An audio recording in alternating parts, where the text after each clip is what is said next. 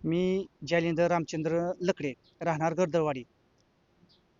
मी निंबूतगाणातून पंचायत समितीला उमेदवार म्हणून राष्ट्रीय समाज पक्षाचा अधिकृत उमेदवार आहे. माझं चिन्ह आहे शिट्टी. शिट्टीच्या चिन्हापुढचं बटन दाबून मला प्रचंड बहुमताने निवडून द्या. आदरणीय अजितदादा पवार, महाराष्ट्र राज्याचे उपमुख्यमंत्री यांचं अपघाती निधन झालं. त्याबद्दल राष्ट्रीय समाज पक्ष खंडोबाची वाडी, गर्दळवाडी, निंबूत, बारामती तालुका यांच्या वतीनं मी दादांना भावपूर्ण श्रद्धांजली अर्पण करतो. लकडे साहेब, तुम्ही पंचायत समितीची निवडणूक लढवताय, तर तुम्हाला ही निवडणूक लढवावी असं का वाटतंय? कारण जो वंचित आहे, बहुजन आहे, शेवटचा घटकातील जो माणूस आहे, त्यांना आतापर्यंत काहीच भेटलं नाही. जी भेटतंय, ज्याच्या घरात पद आहे त्यांना सर्व त्यांच्याच घरातील कामाला लागतात, त्यांनाच सुविधा, पंचायत समितीच्या सुविधा, जिल्हा परिषदेच्या सुविधा दिल्या जातात. म्हणून कुठंतरी ह्या परिसरात, सोमेश्वराच्या परिसरात एक कणखर विरोधक पाहिजे. कारण सत्ताधारी बी तेच आणि विरोधकाच्या भूमिकेत बी तेच आहेत सध्या आता. म्हणून बोलणार बी नाही कोण ह्यांना आणि काहीच नाही. म्हणून मला राष्ट्रीय समाज पक्षाच्या माध्यमातून ह्या परिसरात विरोधकाची स्पष्ट भूमिका घ्यायची या असे प्रश्न भरपूर आहेत. तुम्ही राष्ट्रीय समाज पक्षात गेले अनेक वर्ष काम करताय, तर तुम्ही केलेल्या काही कामाबद्दल काय सांगाल थोडक्यात? राष्ट्रीय समाज पक्षात असताना मी माननीय जानकर साहेब यांच्या वाढदिवसानिमित्त, तसेच डॉक्टर बाबासाहेब आंबेडकर व महात्मा ज्योतिबा फुले यांच्या जयंतीनिमित्त मी माझ्याकडे काही नसताना, मी साधा सामान्य घरातील कार्यकर्ता आहे, आणि ते असताना सर्व रोग निदान शिबिराचं आयोजन केलं, झाडं लावल्यात.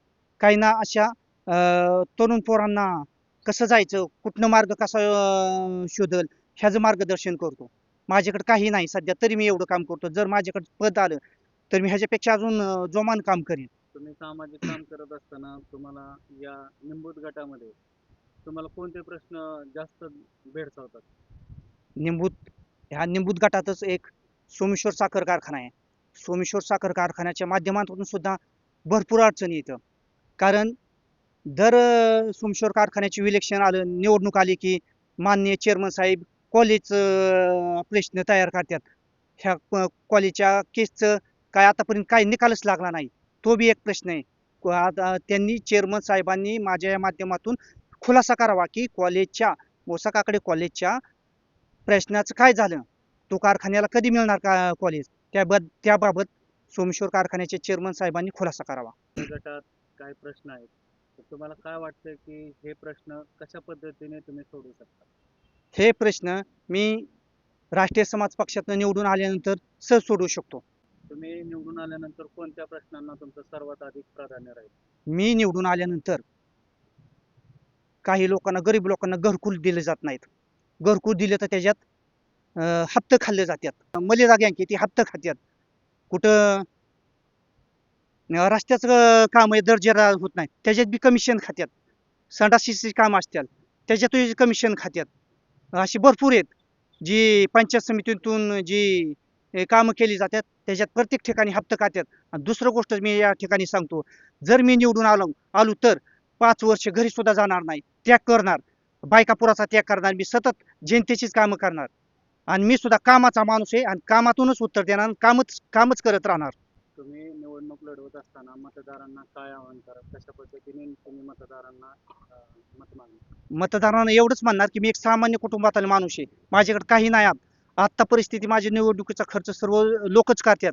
ह्या निंबूत परिसरात, निंबूतच काय, बारामती तालुक्यात निंबूत परिसरात एवढी लकडे घराण्याचं तर भरपूर मतदान आहेच, तरी त्या लकडे घराण्याला आजपर्यंत कुणी संधी दिली नाही. त्यामुळं मी लकडे घराण्यांना बी सांगतो की मला, आणि निंबूत पंचायत समिती गटातील लोकांना बी सांगतो की मला प्रचंड बहुमताने निवडून द्या. शिट्टीच्या चिन्हापुढचं बटन दाबा आणि तुमची सेवा करण्याची मला एक वेळ संधी द्या. त्याच्यामुळं मी अहोरात्र काम करीन, घरी सुद्धा जाणार नाही 5 वर्ष, एवढं मी सांगतो. धन्यवाद.